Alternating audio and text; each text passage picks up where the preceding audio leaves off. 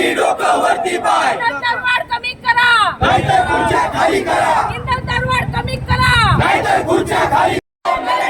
काँग्रेस पक्षाचा राहुल गांधी तुम संकट हे व्हिडिओ घ्या रे.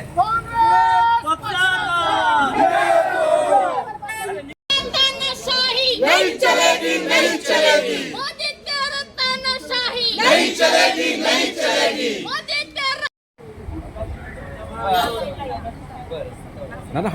साल अलिबाग येथे आम्ही कलेक्टर ऑफिस समोर इंधन दरवाढ या विरोधात आंदोलन करत आहोत. आज इंधन दरवाढ म्हटली की फक्त पेट्रोलची दरवाढ एवढंच नाही तर माझ्या भगिनींच्या संसारावर आलेली ही गदा आहे. आज त्यांची चिंता वाढत आहे की आज माझ्या लेकराला मी आज डबा बनवून देते, उद्या बनवून देणार आहे की नाही. आज तिच्या मुलाची चिंता वाढत आहे की मी आज रोजगार आहे, आज मी कामाला जातोय तर मला नोकरी मिळणार आहे की नाही. मग तिला नवऱ्याची चिंता लागलेली आहे की माझा नवरा आज कामाला जातोय, त्याला पूर्ण पगार मिळणार आहे की नाही.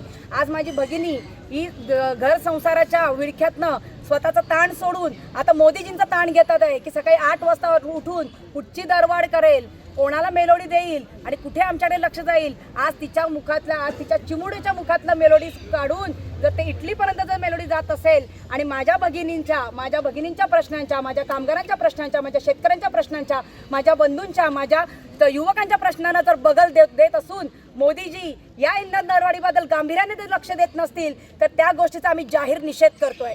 अशा गोष्टींचं जर समर्थन महाराष्ट्र सरकार करत असेल तर त्या ठिकाणी आवर्जून आम्ही सांगतो, आम्ही फडणवीस सरकारचा सुद्धा त्याहून जास्त निषेध करतोय. कारण का आज महाराष्ट्र हे औद्योगिकरणाचं क्षेत्र आहे. अशा ठिकाणी जर बाहेरून येणाऱ्या कामगाराला जर गॅस मिळत नसेल तर तो पोटा पाण्यासाठी काय करेल, तो पुन्हा एकदा जाईल. आज आपण पाहिलं या ठिकाणी माझे 2 बंधू राजाभाऊ आणि डॉक्टर मनीष यांनी सांगितलेलं आहे की आज आपलं युग हे प्रगत युगाकडे न जाता अश्मयुगाकडे जात आहे. आणि अशा वेळेला जर अशा पद्धतीची प्रगती जर मोदी सकाळी 8 वाजता मन की बात सांगत असेल तर मला त्या गोष्टीचा खेद वाटतो की माझ्या महिला भगिनींच्या, माझ्या कामगारांच्या, माझ्या युवकांच्या मनातली गोष्ट जर ते ऐकत नसतील तर मी आपल्या सर्वांच्या माध्यमातून आव्हान करते की सर्वांनी त्यांच्या मन की बातचा जाहीर निषेध केला पाहिजे. आपल्या माध्यमातून एवढंच सांगते की मोदीजी जागे व्हा, जनता तुम्हाला सोडणार नाही. आणि फडणवीस सरकारला एवढंच सांगेन की महाराष्ट्रातली जनता ही सजग आहे आणि जागरूक आहे.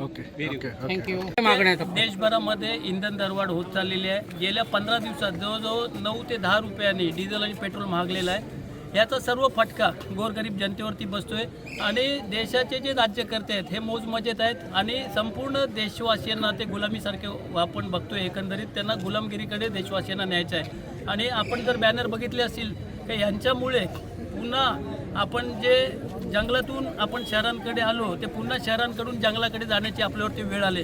कारण इंधन मिळत नाही आहे, गॅस सिलेंडरचा तुटवडा आहे, पेट्रोल पंपावरती गेल्यावरती पेट्रोल मिळत नाही आहे, डिझेलसाठी गेल्यावरती डिझेलला भल्या रांगा आहेत, शेतकऱ्यांना डिझेल मिळत नाही, कोळी बांधवांना डिझेल मिळत नाही.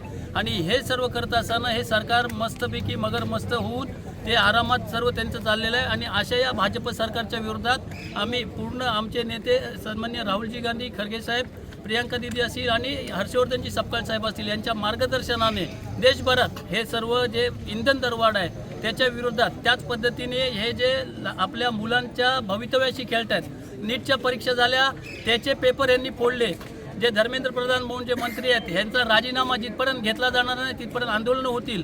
आम्ही काँग्रेसवाले 100% जनतेच्या सोबत आहोत आणि जनतेसोबत राहणार म्हणून हे आजचं हे आंदोलन केलेलं आहे. आज हा तुम्ही